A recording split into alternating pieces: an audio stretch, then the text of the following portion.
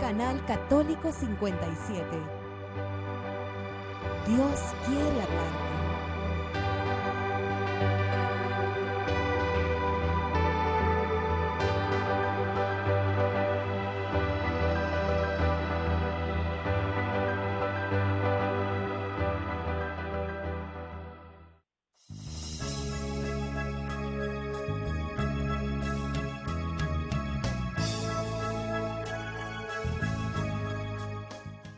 Muchas gracias, queridos amigos, por estar en sintonía de su programa Camino hacia Roma a través de Canal 57, Canal Católico El Salvador. Reciba un saludo todos ustedes desde las cabinas de Radio María El Salvador, desde donde estamos transmitiendo este programa. El día de hoy vamos a tratar un tema muy interesante, es un tema mariano, un tema que nos tiene que ayudar a poder entender cada vez más el papel de nuestra Madre Santísima para cada uno de nosotros. Hace unos programas anteriores estuvimos hablando sobre la misión, sobre el María en el plan de la salvación, cómo María es importante para nosotros en nuestra salvación. El tema de hoy es la misión de María en la Iglesia. Hoy vamos a ver cuál es la misión de María para cada uno de nosotros que conformamos la Iglesia. Quiero invitarle para que usted me acompañe en la lectura del Santo Evangelio según San Juan, capítulo 19.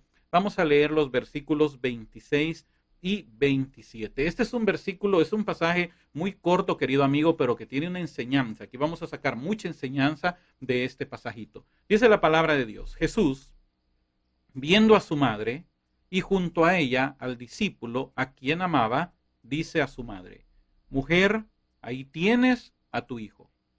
Luego dice al discípulo: ahí tienes a tu madre.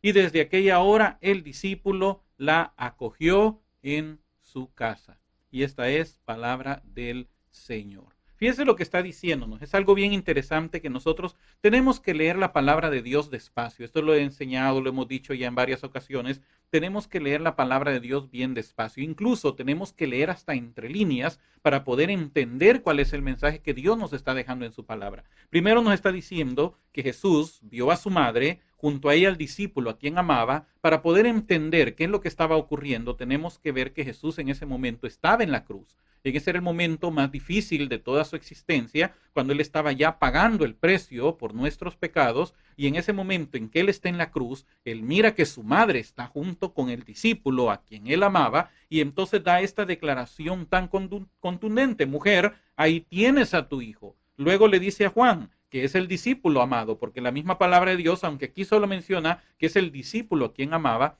sabemos muy bien que se refiere al apóstol Juan. Luego le dice a él: ahí tienes a tu madre. Y a partir de ahí, este discípulo acoge a María en su casa. ¿Cuál es una de las enseñanzas que nosotros podemos sacar de este pasaje? Muy sencillo. Los enemigos de nuestra fe siempre han atacado a nuestra Madre Santísima, y eso es algo que nosotros sabemos, y uno de los ataques que han hecho hacia nuestra Madre Santísima es precisamente que ella tuvo más hijos. Ellos dicen que la Iglesia Católica está equivocada en el sentido de que ha enseñado el dogma de la perpetua virginidad de María, porque ellos mencionan que habían hermanos de Jesús. Pero aquí hay un detalle muy interesante, querido amigo. Cuando estamos acá en este momento de la cruz, no se miran los hermanos de Jesús. Una de las objeciones que me enseñaron a mí cuando yo no era católico era que los hermanos habían abandonado a Jesús en ese momento, y por esa razón es que los hermanos de él no estaban presentes y Jesús tuvo que delegar el cuidado de María hacia su discípulo, porque sus hermanos, como dice un pasaje en el Evangelio de Juan, ni sus hermanos creían en él. Pero hay pasajes en donde dice que llegó María junto con los hermanos de Jesús. Entonces se ha querido tomar la idea que estos hermanos de Jesús eran también hijos de María. Pero hay un detalle bien interesante, querido amigo. En ninguna parte de la Escritura usted va a encontrar que estos hermanos de Jesús eran hijos de María. Esta es una enseñanza muy importante para nosotros como católicos, porque afirma lo que la Iglesia ha enseñado y ha creído por 2000 años con respecto a la virginidad de María. Ella no tenía más hijos, Jesús era su único hijo, era su unigénito, era su primogénito, porque también fue el primero y el único que tuvo María, y no habían tales hermanos. ¿Por qué razón? porque en la cultura hebrea, y para eso hay que leer, hay que estudiar, querido amigo, en la cultura hebrea no podían los hermanos, en todo sentido, independientemente Jesús hubiera sido un criminal, lo que él hubiera sido, los hermanos, si hubieran habido, tenían la obligación, tanto legal por la ley judía como moral, como hijos, de cuidar a su madre que estaba quedando desamparada en ese momento. Entendamos la parte cultural. María era viuda. No dice la escritura en qué momento José había muerto, aunque la tradición se enseña que ya habían pasado ya algunos años desde que José había muerto. Entonces, el sostén de María, la cultura hebrea, a la mujer no le permitía tener la independencia que tiene ahora en nuestras culturas. La mujer hebrea era dependiente mientras era soltera de sus padres, mientras era casada de su marido. Entonces María, al quedar viuda, el hijo varón, el mayorcito que ella tenía, en este caso el único que ella tenía, que era Jesús, era el que se hacía cargo de su madre. Pero en este momento Jesús estaba muriendo. Entonces, si hubieran habido más hermanos de Jesús, los hermanos tenían la obligación legal y moral de tener cuidado de su madre, independientemente de creyeran o no creyeran en Jesús, pero no habían hermanos. Por eso fue que Jesús tuvo que delegar a María al cuidado de Juan. Y aquí, mis queridos amigos, comienza la misión de María para nosotros como iglesia. Cuando Jesús le está diciendo claramente a Juan, ahí tienes a tu madre. En ese momento Juan la recibe como su madre y en ese momento nosotros espiritualmente también la recibimos nosotros como nuestra madre. ¿Por qué nosotros enseñamos? ¿Por qué decimos que María es madre nuestra? Porque aquí algo bien interesante. Nosotros le llamamos a ella, que es nuestra madre, madre de la iglesia. En las letanías, cuando rezamos el rosario, hay una parte que precisamente dice así, madre de la iglesia, ruega por nosotros. ¿Por qué a María nosotros la llamamos madre de la iglesia? Es muy sencillo. Cuando nosotros leemos la palabra de Dios, encontramos que Jesús es la cabeza de la iglesia. Está refiriéndose a la iglesia como el cuerpo de Jesús, el cuerpo de Cristo. San Pablo se refiere a la iglesia como el cuerpo de Cristo, la plenitud de aquel que lo llena todo en todo. Entonces, si Jesús es la cabeza y la iglesia es el cuerpo, tenemos que entender que en el orden natural, cuando una mujer da a luz, no da a luz solamente la cabeza. Y a veces tengo la oportunidad, cuando estoy con público, cuando estoy en algunas comunidades y con un micrófono, yo le pregunto a las señoras que están ahí, ¿usted tiene hijos? Cuando me dicen que sí, les pregunto, pero cuando usted dio a luz a su hijo, ¿solo nació la cabeza y usted buscó un cuerpo donde enroscar esa cabeza o ya venía completito? Y no, ya venía completito y todas pues dicen que venían completito. Igualmente ocurre en el nacimiento de Jesús. Cuando Jesús nace, que es la cabeza, espiritualmente está naciendo su cuerpo también con Jesús, que es la iglesia. ¿Y de quién nace Jesús? ¿Y de quién nace su cuerpo? Pues nace de nuestra Madre Santísima. Entonces, por eso nosotros llamamos a María Madre de la iglesia. ¿Y quién es la iglesia? Es usted, mi querido amigo, soy yo, somos todos los que conformamos este pueblo que ha sido redimido por la sangre de Cristo. Entonces, María se convierte en nuestra madre. ¿Qué es lo que hace Jesús en este momento? La entrega a Juan como madre, la recibe Juan como su madre y dice la palabra de Dios que desde aquella hora el discípulo la acogió en su casa. Y así como Juan se lleva a María a su casa, nosotros como iglesia tenemos que llevar a María a nuestra casa también. ¿Por qué? Porque María es importante, tiene una misión muy específica, muy vital dentro de la iglesia. Y eso es lo que vamos a estar tratando en estos próximos minutos.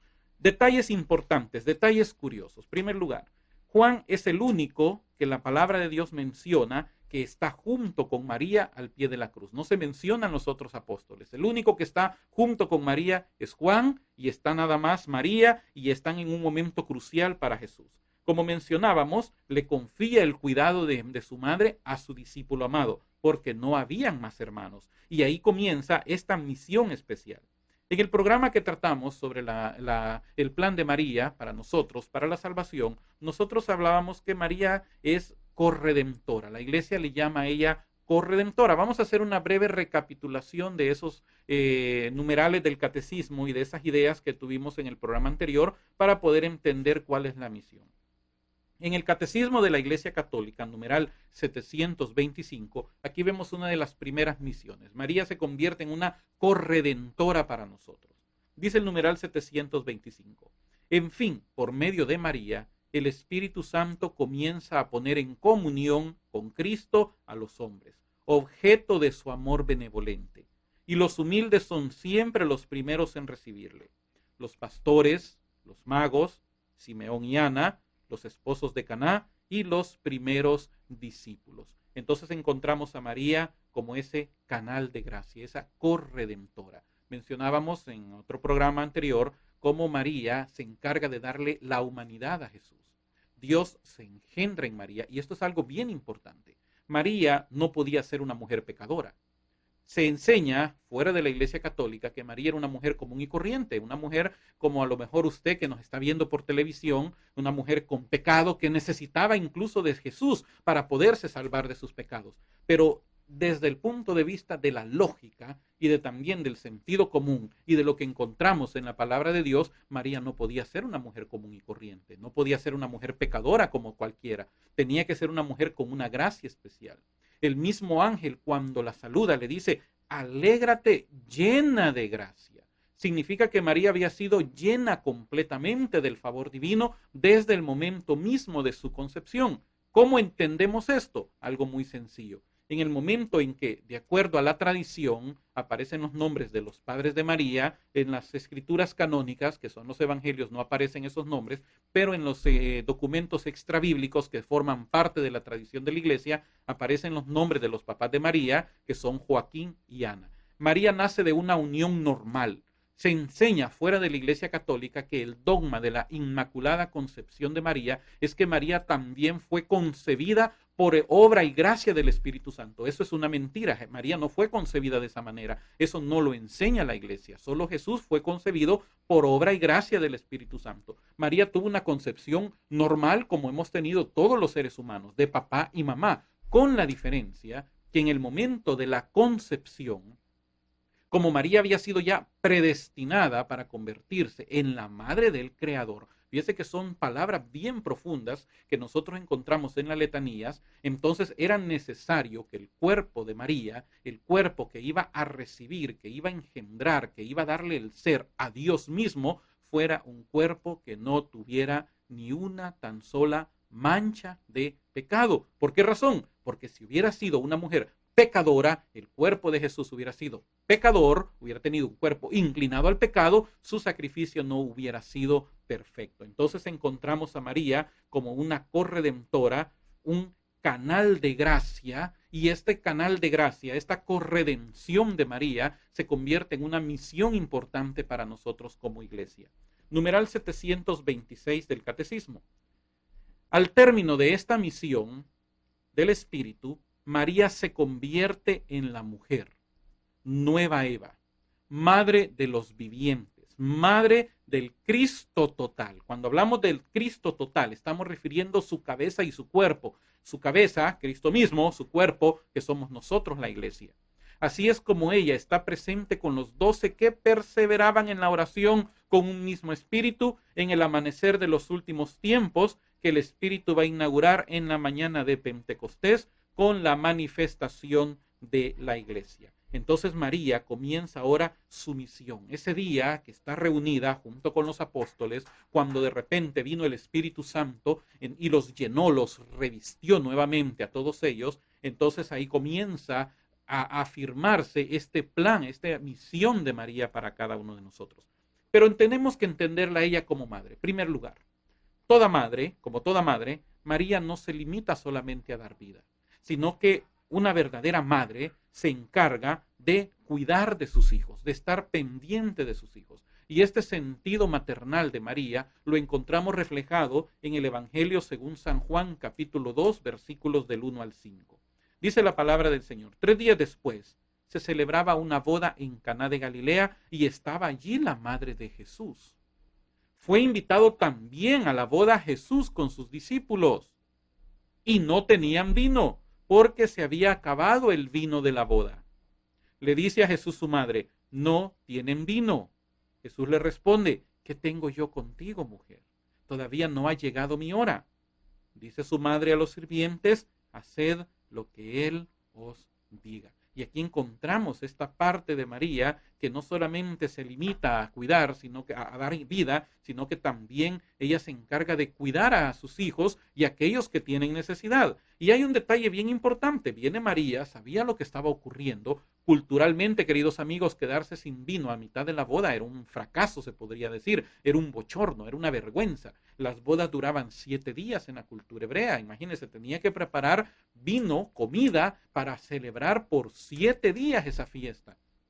Quiere decir de que a la mitad de la fiesta, los 3 días y medio de estar ellos celebrando, se les termina el vino. Eso era pues un bochorno terrible para el anfitrión. Los invitados iban a salir murmurando, iban a salir diciendo, este pobretón no preparó bien, este hombre no tuvo una provisión. Entonces, cuando María se da cuenta de la aflicción de estos novios, mire qué interesante, no se dice la palabra de Dios, no se sabe si ellos le dijeron directamente a María o si alguien más le llegó a contar. Lo más probable es que ella se dio cuenta porque ella estaba en el grupo de los que estaban en esa boda, porque dice claramente que fue invitada, estaba ella incluso antes que llegara Jesús. También Jesús fue invitado, pero ya estaba María presente en ese momento. Si los novios se le acercan a ella, y vamos a suponer que así fue, y le dicen, tenemos un problema, se nos ha acabado el vino, no sabemos qué hacer, ella, con todo silencio, con toda prudencia, como la caracteriza ella, se va donde Jesús, porque ella sabía muy bien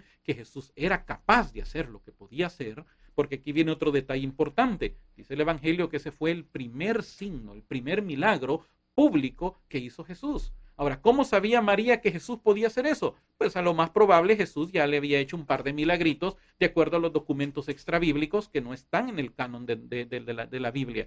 Pero María sabía muy bien lo que Jesús podía hacer. Se le acerca a Jesús, le dice al oído, no tienen vino, y Jesús le responde, ¿qué tengo yo contigo, mujer? Esa palabra mujer es importante, porque el término mujer no es un término de desprecio. Una vez yo escuchaba a una persona que estaba predicando, un no católico, y estaba diciendo, Jesús mismo ni siquiera le llamaba mamá, sino que le llamaba mujer, pero lo decía con un término, un tono de desprecio hacia María. La palabra griega, la palabra hebrea, aramea, que Jesús ocupaba para mujer, era un término de mucho amor, de mucho cariño, de mucho respeto hacia su madre. Entonces le dice, ¿qué tengo yo que ver? ¿Qué tengo yo contigo, mujer? Todavía no ha llegado mi hora. Pero María no le dice nada más. Simplemente le dice a los sirvientes, hagan lo que Él os diga. Y se hace ese primer milagro. Entonces María no solamente se limita o no solamente se limitó a dar la vida al Mesías para que nosotros tuviéramos la vida, sino que también ella cuida de cada uno de nosotros como madre nuestra que es. También aquí viene otra cosa muy interesante, como madre educa a sus hijos. Y esto es algo bien interesante, querido amigo. Hay una oración muy linda. Me recuerdo que una vez yo la mencioné en una página, en mi página de Facebook, la puse, y es una oración muy linda que dice, bendita sea tu pureza y eternamente lo sea, pues todo un Dios se recrea en tan graciosa belleza. A ti, celestial princesa, Virgen Sagrada María, yo te ofrezco en este día alma, vida y corazón. Entonces recibo inmediatamente un correo de una persona que me dice, ¿cómo te atreves? No es católico, por cierto, y me dice, ¿cómo te atreves a darle a María alma, vida y corazón? Si al único que nosotros le podemos entregar nuestra alma, nuestra vida y nuestro corazón es a Jesús. ¿Dónde dice en la palabra de Dios que le tenemos que entregar eso a María? Decime, ¿dónde dice San Pablo en sus cartas que tenemos que entregarle alma, vida y corazón a María si ni siquiera San Pablo la menciona? Pero mi querido amigo, es muy sencillo. ¿Qué es lo que dice San Pablo? Él me preguntaba, ¿dónde dice San Pablo que hay que hacerlo? Y yo le di una respuesta muy sencilla. Bueno, San Pablo lo dice claramente, porque ¿qué es lo que dice San Pablo? Sean imitadores de mí, como yo soy imitador de Cristo. ¿Y qué fue lo que hizo Cristo? Que Pablo imitó. Miren lo que dice Lucas capítulo 2, versículos 51 al 52. Bajó con ellos, refiriéndose a Jesús, bajó con José y María, vino a Nazaret y vivía sujeto a ellos. Dios mismo sujetándose al cuidado, a la obediencia, al respeto de María y de José. Jesús lo hizo. Entonces dice San Pablo, si me imitan a mí, tienen que imitarme a mí, porque yo imito a Cristo. ¿Qué fue lo que hizo Cristo? Vivía sujeto a María y a José. Su madre conservaba cuidadosamente todas las cosas en su corazón y Jesús crecía en sabiduría, en estatura y en gracia ante Dios y ante los hombres. Entonces Jesús fue un hombre que, a pesar de ser Dios, él se sometió voluntariamente al cuidado, a la obediencia, al respeto de María y de José.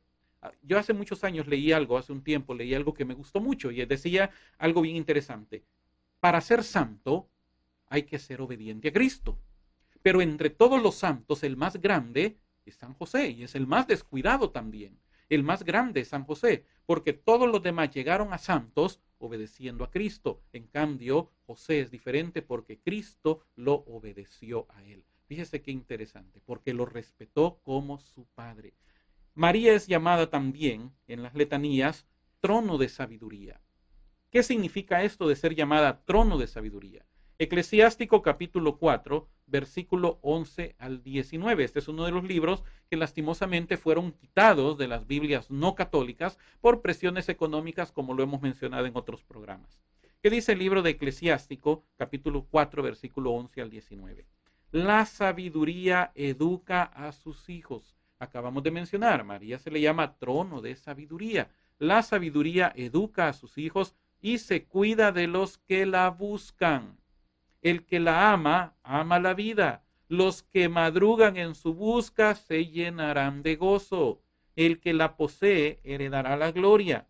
Donde quiera que vaya, el Señor le bendecirá. Los que la sirven rinden culto al Santo. A los que la aman, los ama el Señor. El que la escucha juzgará a las naciones. El que a ella se dedica plantará su tienda en firme. Si confía en ella, la recibirá en herencia, que fue lo que hizo Juan, la recibió, y sus descendientes la tendrán en posesión. Al principio lo lleva por caminos tortuosos, le infunde miedo y temblor, lo atormenta con su disciplina hasta que pueda confiar en él y lo pone a prueba con sus exigencias. Pero luego lo conducirá por el camino recto, lo alegrará y le revelará sus secretos. En cambio, si él se desvía, lo abandonará y lo dejará a merced de su propia ruina. Entonces encontramos estos puntos importantes. Encontramos que María es nuestra corredentora, no nuestra salvadora, pero sí cooperadora de nuestra salvación. Encontramos que ella no solamente se limita a dar vida, sino a cuidar de nosotros que somos sus hijos. Vemos el ejemplo de Jesús, cómo se somete a la disciplina, cómo se somete a la educación de María y de José, y también la encontramos a ella llamándola trono de sabiduría. Ahora, todo esto nos tiene que hacer entender cuál es la misión de María. Para ir entrando ya en materia, hace muchos siglos, hace mucho tiempo, en la eternidad, antes de la creación, dice la palabra de Dios que Él creó el cielo y la tierra. En el libro de Isaías, en el libro de Ezequiel, encontramos unos relatos de ciertas criaturas, de ciertos seres creados por Dios que son espíritus. Uno de ellos decide rebelarse contra Dios. Este ser espiritual, que la Biblia le llama Luzbel, que quiere decir luz bella, un querubín, un ángel creado con toda la perfección, con toda la hermosura, se llena de soberbia y quiere usurpar el lugar de Dios. Dice la palabra de Dios que este ser espiritual le fue retirada la gracia de Dios. ¿Qué significa eso? Le fue retirado el favor de Dios hacia este ser. Pero en su rebelión, la palabra de Dios enseña que él se trajo a la tercera parte de los seres espirituales juntamente con él. Ahora, esto es bien interesante porque nunca ningún teólogo va a poder llegar a entender la magnitud de la rebelión que hubo en el plano espiritual antes de la creación. Porque ¿cuántos ángeles pudo haber creado Dios? Son infinitos. Algunos han tratado de ver los ángeles como las estrellas. ¿Cuántas estrellas uno puede contar en una noche que esté despejada? No puede. Son infinitas la cantidad de estrellas que puedan haber. Ahora imagínese esa cantidad infinita, la tercera parte. Sigue siendo una cantidad incontable. Entonces, ¿qué es lo que ocurre? Se lleva esta cantidad de espíritus que luego se convierten en demonios y todos estos tenían un trono. Fíjese que la palabra de Dios habla que fueron destronados. Entonces ocurre una situación interesante. ¿Qué ocurre con esos tronos? Dice la palabra de Dios prácticamente que esos tronos han quedado vacíos. Ahora vamos a ir entendiendo cuál es la situación. Cuando Dios viene y decide crear una creación nueva, Él hace al hombre, de acuerdo a lo que dice el Salmo 8, y lo repite la epístola a los Hebreos, un poco inferior a los ángeles, que fue la creación que hizo donde usted y yo aparecimos. ¿Qué es lo que hace este ser espiritual? Lo vimos ya en otro tema también acá en el canal sobre la lucha espiritual. Él trata de destruir también esta creación. Pero Dios hace algo diferente. Nos extiende su gracia, algo que no hizo con este ser espiritual. Entonces, a partir de ahí, el ataque del enemigo hacia nosotros es cada vez más fuerte y usted lo puede ver. Es un ataque muy fiero, muy cruel. Hay mucho asesinato, hay muchas violaciones, hay tanta criminalidad en nuestro país. A lo mejor donde usted nos está viendo también a través de internet sabe de todas las situaciones que son producto de la influencia que este ser espiritual tiene sobre los seres humanos a raíz de la caída que nosotros tuvimos con nuestros primeros padres. Pero ¿qué es lo que hace Dios? Prepara un camino, un medio para que el hombre no quedara a merced del diablo, sino que pudiera tener ese acceso al perdón. Ahí aparece María como la madre de Jesús, quien es nuestro redentor, y aparece este plan de salvación que ya hemos tratado en otras ocasiones. Entonces aquí vamos a ver otra parte importante de la misión de María para nosotros. Hay un libro muy importante que yo se lo quiero recomendar para que usted lo busque y lo lea si es que no lo ha leído. Este libro se llama El Tratado a la Verdadera Devoción. Así se llama, Tratado de la Verdadera Devoción. Y el autor es San Luis María Griñón de Montfort. Este es un libro muy interesante que yo le recomiendo que usted lo busque y lo lea, porque este señor, este santo, San Luis María Griñón de Montfort, hace unos 500 años aproximadamente, él establece ciertas premisas que están siendo muy actuales en nuestra época y que nos ayudan a entender cuál es la misión de María para nosotros. En el párrafo 24, dice San Luis María Griñón de Montfort en este libro que se llama El Tratado de la Verdadera Devoción. Dios Hijo comunicó a su madre cuanto adquirió mediante su vida y muerte, sus méritos infinitos y virtudes admirables, y la constituyó tesorera de todo cuanto el Padre le dio en herencia. Por medio de ella aplica sus méritos a sus miembros, les comunica virtudes y les distribuye sus gracias. María constituye su canal misterioso, su acueducto por el cual hace pasar suave y abundantemente sus misericordias. Se explica de una manera muy sencilla. Cuando usted siembra un huerto, usted tiene el huerto en un lado, pero usted tiene la fuente de agua en otro lado. ¿Cómo hace para pasar esa fuente de agua, esa agua hacia el huerto para que el huerto tenga vida? Pues es muy sencillo. Usted hace un canal, una canaleta. Ahora, aquí viene la pregunta. ¿La canaleta en sí es la que le da la vida al huerto? No, pero a través de ese canaleta, de ese canal, fluye el agua, que es la que le da la vida al huerto. ¿Cómo lo podemos espiritualizar? El huerto somos usted y yo, queridos amigos. Esa agua es el agua que la gracia de Dios, la que nos da a nosotros la vida eterna, pero esa gracia fluye a través de María. ¿De qué manera? Primero, cuando nace Jesús. A través de María nace Dios mismo, quien es el que nos trae la gracia para que podamos ser salvos. A través de María también fluye la gracia del Espíritu Santo. Y fíjese que esto es algo bien interesante, porque cuando yo empezaba a mi caminar en la Iglesia Católica, había muchos versículos que a mí me creaban conflicto. Uno de esos versículos es precisamente cuando María visita a su pariente Isabel. Cuando llega donde Isabel y saluda a Isabel, el saludo hebreo, que en esa época era shalom, la paz de Dios sobre esta casa, cuando María saluda, dice la palabra de Dios que la criatura que tenía Isabel en su seno, que es Juan el Bautista, saltó de gozo. Ella sintió en su vientre que había saltado su criatura y dice que Isabel fue llena del Espíritu Santo al nomás escuchar la voz de María. Fíjese qué interesante. Solo la voz de María hizo que el Espíritu Santo fluyera sobre esta mujer Isabel y fuera llena ella también del Espíritu Santo. Lo mismo ocurre con nosotros. ¿Por qué medio nosotros podemos recibir esa gracia especial del Espíritu Santo? Escuchando la voz de María que nos habla a nosotros. ¿Y cuál es la voz de María? Hagan todo lo que Jesús diga. Entonces ella se convierte en ese canal de gracia para cada uno de nosotros. Párrafo 25 de este libro que le he mencionado. Dios Espíritu Santo comunicó a su fiel esposa, María, sus dones inefables y la escogió por dispensadora de todo cuanto posee, de manera que ella distribuye a quien quiere, cuanto quiere, como quiere y cuando quiere todos sus dones y gracias.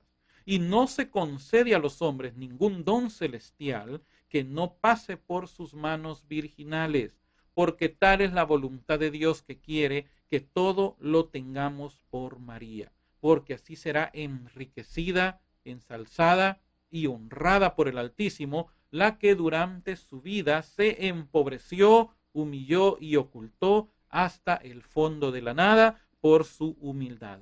Estos son los sentimientos de la Iglesia y de los santos padres. Entonces encontramos acá que María, a través de ella, fluyen todos esos dones, fluyen todas esas gracias. A través de ella es que nosotros recibimos los dones que nosotros tenemos. Y es bien sencillo, queridos amigos, porque fue a través de María que nosotros recibimos a Jesucristo, que es nuestro Señor. En el párrafo 18 dice también de la siguiente manera: Jesucristo dio mayor gloria a Dios, su Padre, por su sumisión a María durante 30 años, que la que le hubiera dado convirtiendo al mundo entero con los milagros más portentosos. Cuán altamente glorificamos a Dios cuando para agradarle nos sometemos a María, a ejemplo de Jesucristo, nuestro único modelo. Y aquí está él reafirmando lo que acabamos de mencionar hace un momento, cómo Jesús se entrega, cómo Jesús se confía, como Dios mismo. Fíjese, mi querido amigo, que esto realmente emociona. Porque la Biblia también, las letanías también llaman a María Madre del Creador. Ahora, qué interesante fue, yo estaba pensando y estaba reflexionando antes de que iniciáramos este programa, qué impresionante ante los ojos de Dios y ante los ojos de los ángeles. Qué impresionante tuvo que haber sido el momento de la concepción inmaculada de nuestra Madre Santísima, cuando esas dos células se fusionan. La célula de la vida que le está dando Joaquín con la célula de vida que tenía Ana en su cuerpo, y se unen esas dos células y en ese momento se crea una sola célula. Pero qué tremendo que esa pequeñita célula que acaba de ser concebida, que acaba de ser fecundada, esa pequeñita célula va a dar origen a un cuerpo que va a tener en su seno nada menos que a Dios mismo. Imagínense qué tremendo milagro se estaba dando en ese momento. Por eso es que en ese momento de la fecundación, de la concepción, Dios ya había revestido con su gracia esa célula para que ese cuerpo estuviera preparado para en el momento en que Dios Santo se pudiera engendrar en ella. Y ahora Dios estaba creando, fíjese qué interesante, Dios estaba dándole vida, estaba dando ser, le estaba creando a quien iba a darle a luz al mismo Creador. Por eso le llamamos Madre del Creador, porque ella fue la madre, Dios la creó para que ella pudiera darle el ser a Dios mismo. Es algo tan interesante. Entonces, cuando encontramos a Dios mismo, que siendo Dios, dice la palabra de Dios que los cielos y los cielos de los cielos no pueden contenerlo. Ahora Dios mismo viene y se hace un bebé en ella. Se engendra en ella a través de la obra del Espíritu Santo. Nace Dios mismo como un bebé.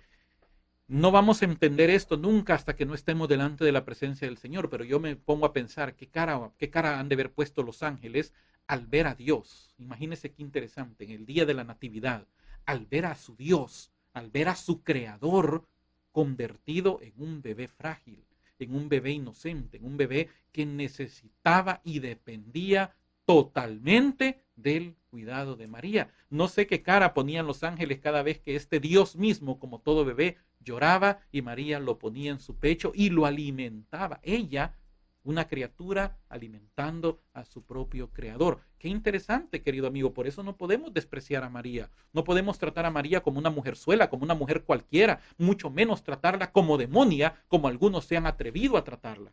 Por eso es que también San Luis María Griñón de Montfort tiene una declaración muy fuerte en este libro. Y esta declaración es muy fuerte, fue escrita hace casi 500 años, más de 500 años, pero que está tan vigente y cada vez está cumpliendo más. Este hombre estaba profetizando lo que nosotros estamos viendo y escuchando en nuestros días. Dice San Luis María Griñón de Montfort, de la misma manera que en el orden natural es necesario que un hijo tenga padre y madre, así en el orden de la gracia, todas las verdaderas criaturas de Dios, escuche mi querido amigo, todas las verdaderas criaturas de Dios y predestinados tienen a Dios por padre y a María por madre. No podemos ser hijos solamente de papá, ni tampoco podemos ser hijos solo de mamá. Para que nosotros podamos existir, tuvo que haber habido papá y tuvo que haber habido mamá. Para que Jesús, siendo Dios, naciera, tuvo que haber habido papá y tuvo que haber habido mamá. Entonces no podemos nacer sin el concurso de ambos. No podemos nacer solo de papá o solo de mamá. Entonces, así como en el orden natural, dice San Luis María, es necesario que tengamos padre y madre, también en la parte espiritual tenemos que tener a Dios por padre y a María por madre. Y sigue diciendo él, y quien no tenga a María por madre, no tiene por padre a Dios. Y es muy sencillo esto.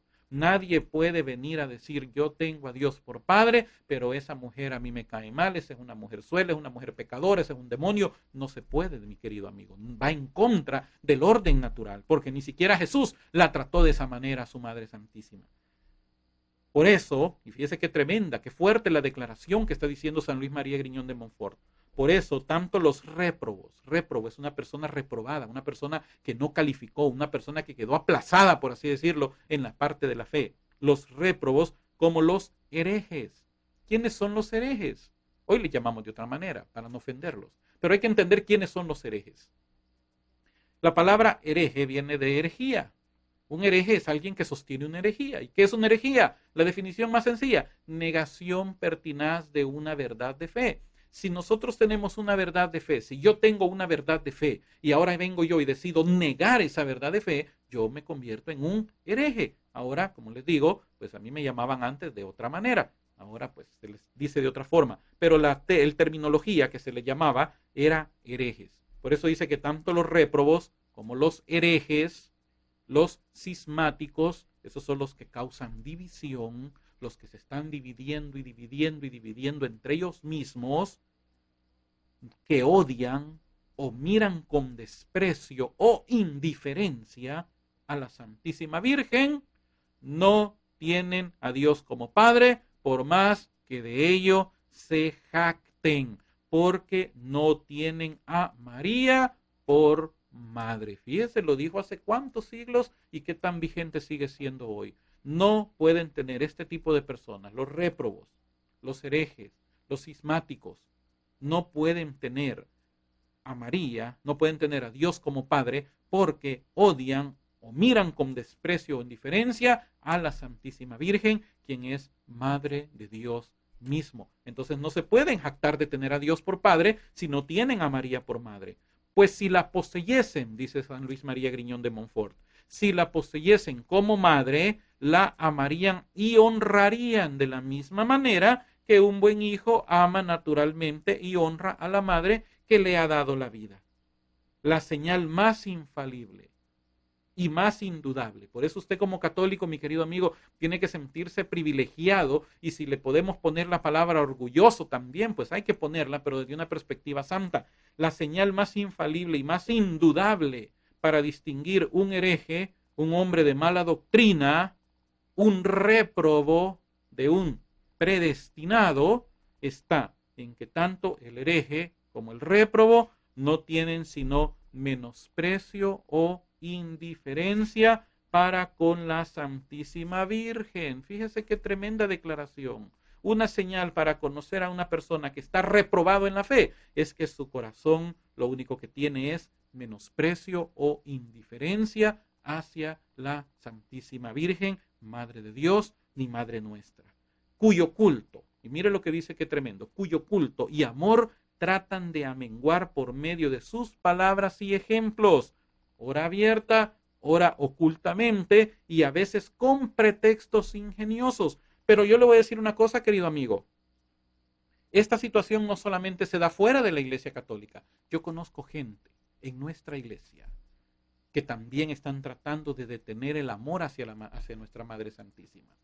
Yo he conocido personas que dicen de que ya no hay que rezar el rosario, que el rosario es devoción de viejitas, que ya no hay que seguirlo haciendo, que esa es repetición vana. Son personas católicas, coordinadores de grupos grandes de oración fuera del Salvador, y que yo he escuchado en más de una ocasión diciendo que ya no hay que rezar el rosario, que ya no hay que andar con tanto Ave María, que todas esas cosas son malas enseñanzas. Dese cuenta, y son católicos, queridos amigos. Por eso dice claramente aquí que algunas veces de una manera abierta, otras de una manera oculta, y a veces con pretextos ingeniosos, están tratando de hacer que el culto y el amor que tenemos hacia nuestra Madre Santísima venga cada vez a menos.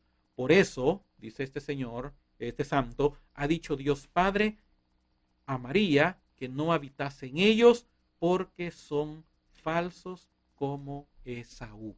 Qué terrible, querido amigo. Por eso nosotros tenemos que pedirle al Señor siempre la gracia de amar a nuestra Madre Santísima, de tener ese contacto constante con ella, esa devoción hacia ella, de tener ese amor, ese respeto, esa entrega hacia nuestra Madre Santísima. Este libro es un libro muy interesante, querido amigo. Hay muchas cosas que leer y tenemos nosotros que darnos cuenta que si no conocemos toda la devoción hacia nuestra Madre Santísima, como católicos estamos fallando en nuestra fe. Sigue diciendo este hermano, este santo: María debe resplandecer más que nunca en misericordia, en poder y en gracia en estos últimos tiempos. En misericordia para reducir y acoger amorosamente a los pobres pecadores y extraviados que se convertirán y volverán a la Iglesia Católica. Aquí me incluyo yo. Fíjese qué interesante. Ella va a resplandecer en misericordia.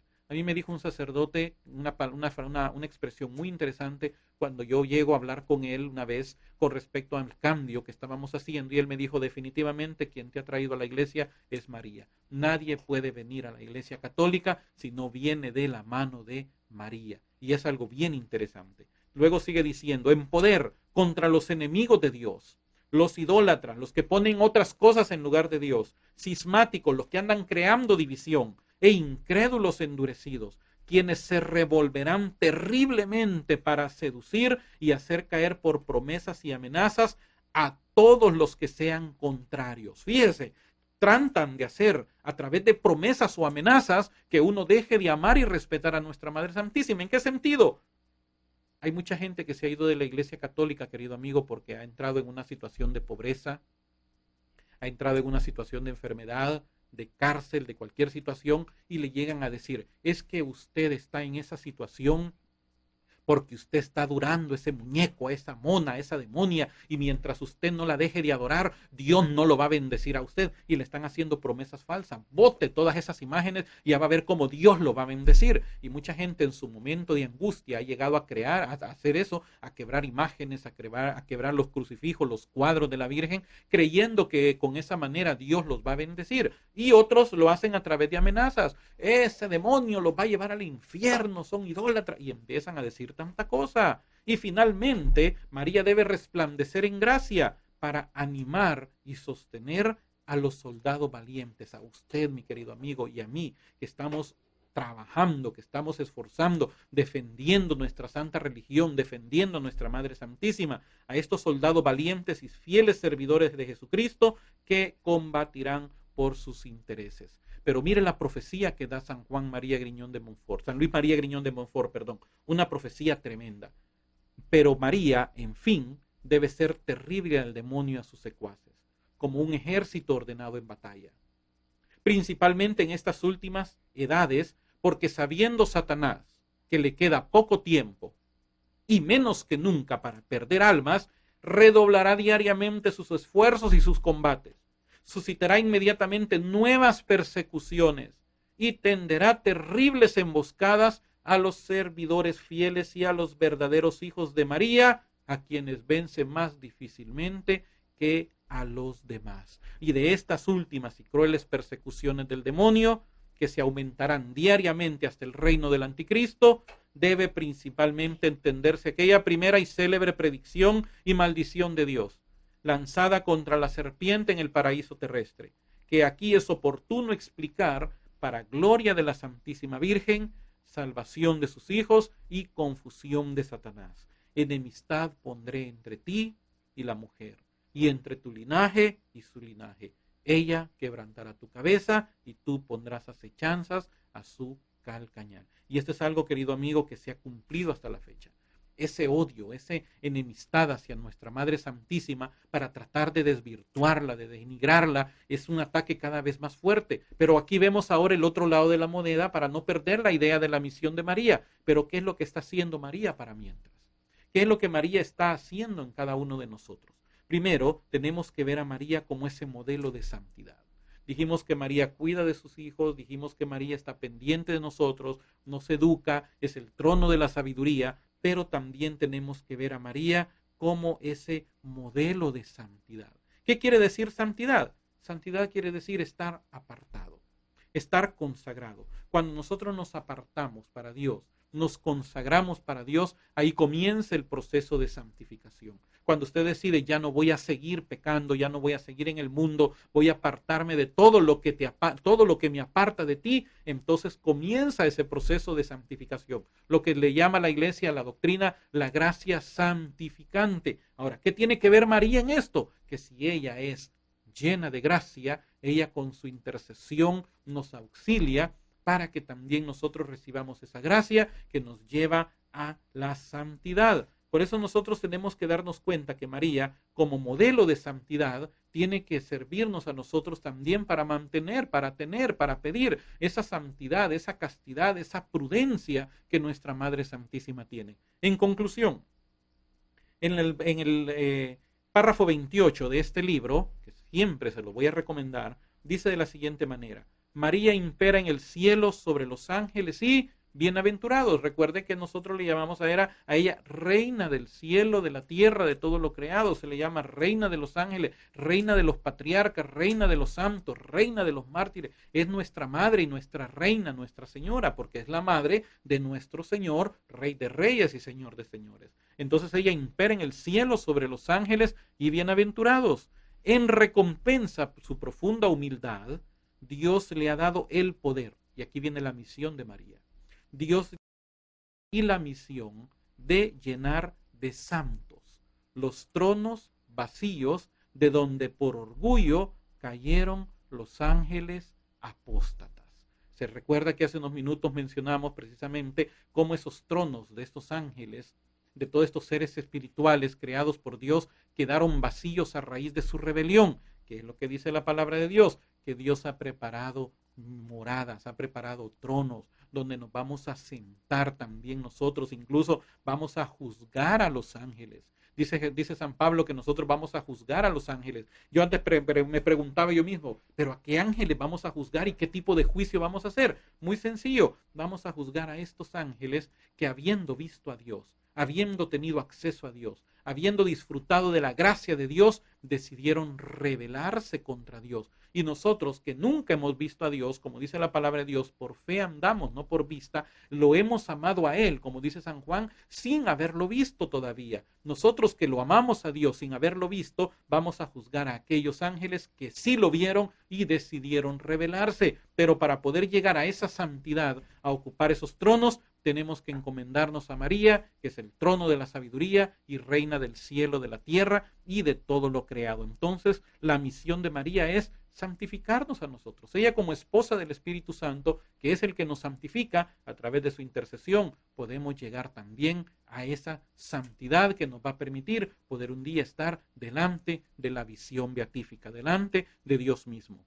Tal es la voluntad del Altísimo, que exalta siempre a los humildes, que el cielo, la tierra y los abismos se sometan de grado o por fuerza a las órdenes de la humilde María, a quien ha constituido soberana del cielo y de la tierra, capitana de sus ejércitos, tesorera de sus riquezas, dispensadora del género humano, mediadora de los hombres, exterminadora de los enemigos de Dios y fiel compañera de su grandeza y de sus triunfos. Esta es nuestra madre que nosotros tenemos, querido amigo. Es esta madre que nosotros tenemos que buscar.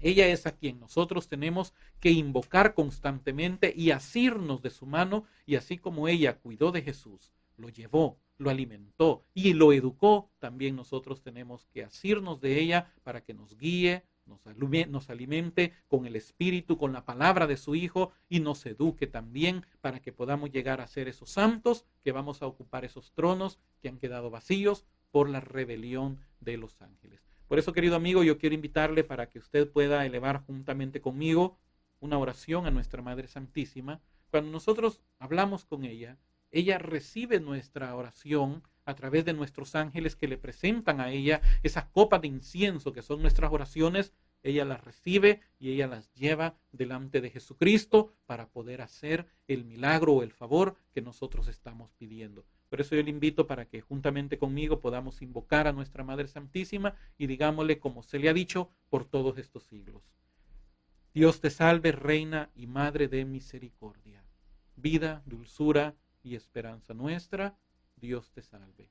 A ti llamamos los desterrados hijos de Eva. A ti suspiramos gimiendo y llorando en este valle de lágrimas. Ea pues, Señora, abogada nuestra, vuelve a nosotros esos tus ojos misericordiosos. Y después de este destierro, muéstranos a Jesús, fruto bendito de tu vientre. Oh clemente, oh piadosa, oh dulce Virgen María, ruega por nosotros, Santa Madre de Dios, para que seamos dignos de alcanzar las promesas y gracias de nuestro Señor Jesucristo. Amén. Muchas gracias, queridos amigos, por haber estado en sintonía de Camino hacia Roma a través de Canal 57 y a través de Internet. Recuerde que si tiene alguna pregunta o comentario puede escribirnos al correo electrónico que aparece en su pantalla, y también si usted quiere ser parte de este programa y usted quiere colaborar, quiere patrocinar este programa, comuníquese también con nosotros para poderle indicar de qué manera usted puede ser parte de este programa y que este programa siga siendo transmitido y llegando a todos los lugares. Hemos recibido correos de muchos lugares que están viendo este programa no solo a través del canal, sino también a través del Internet. Y si usted quiere ser parte de esta obra de evangelización, comuníquese con nosotros. Gracias por haber estado en sintonía de Camino hacia Roma. Recuerde que este programa lo puede escuchar también los jueves a las 9 de la mañana a través de Radio María El Salvador 107.3. No deje la sintonía de Canal 57 y de Radio María, y con la ayuda del Señor nos escucharemos en otra próxima oportunidad. Alabado sea Jesucristo, con María por siempre sea alabado.